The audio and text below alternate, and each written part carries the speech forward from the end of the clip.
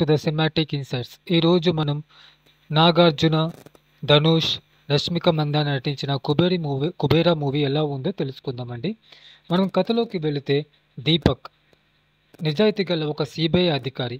అయితే తన నిజాయితీ కారణంగా కొంతమంది వ్యక్తులు పెట్టిన తప్పుడు కేసులతో జైల్లో ఉంటాడు. తను నమ్ముకున్న న్యాయం దీపకు జరగదు.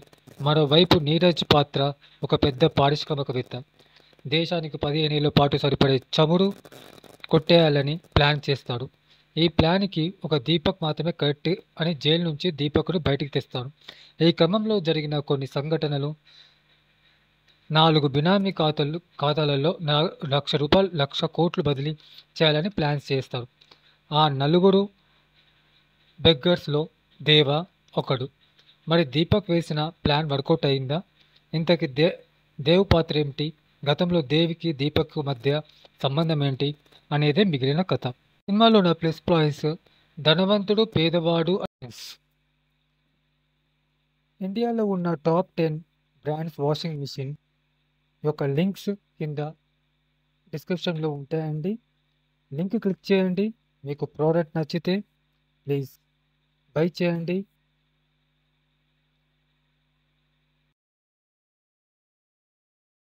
ధనవంతుడు, పేదవాడు అనే కాన్సెప్ట్తో ఇప్పటికీ ఎన్నో సినిమాలు వచ్చాయి. కానీ ఈ కుబేర సినిమాలో ట్రీట్మెంట్ కొత్తగా ఉంటుంది.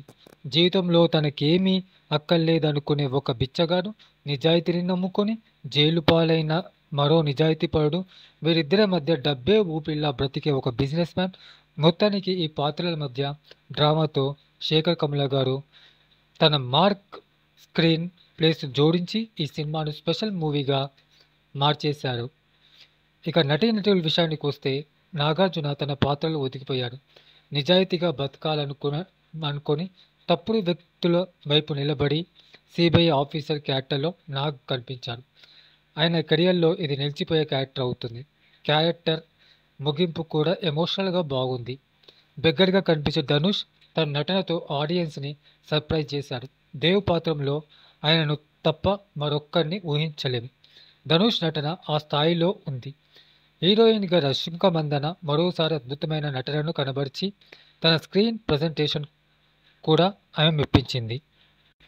విలన్గా జిమ్ సర్ఫ్ పర్ఫెక్ట్గా సెట్ అయ్యారు. అలాగే దలీప్ తహల్, కల్నల్ రవిశర్మ, సునయనతో పాటు మిగిలిన నటీనటులు కూడా ఆయా పాత్రలో తమ నటనతో మెప్పించారు.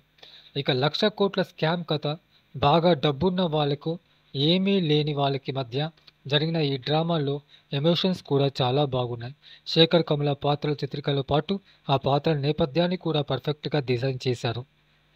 మీకు ఈ మూవీ రివ్యూ నచ్చినట్టయితే please like, share, comment and subscribe the channel.